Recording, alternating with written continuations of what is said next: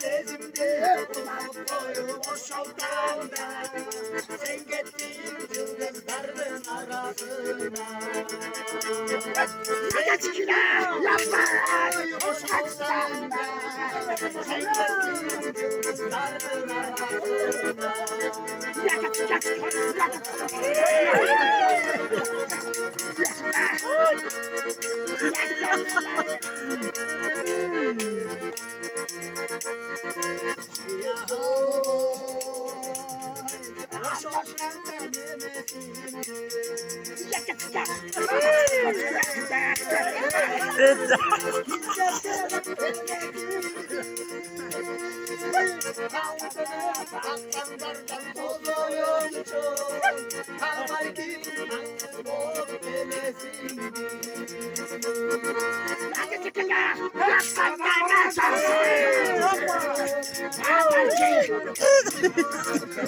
Başa iyi bitirmez ne öyle.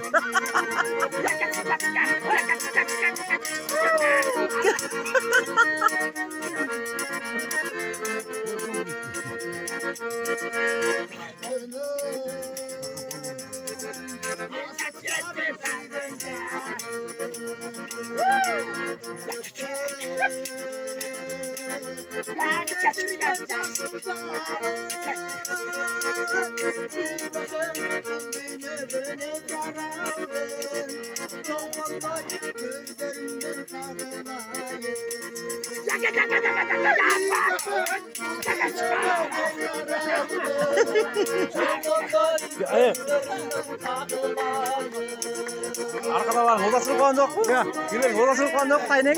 Arada otur.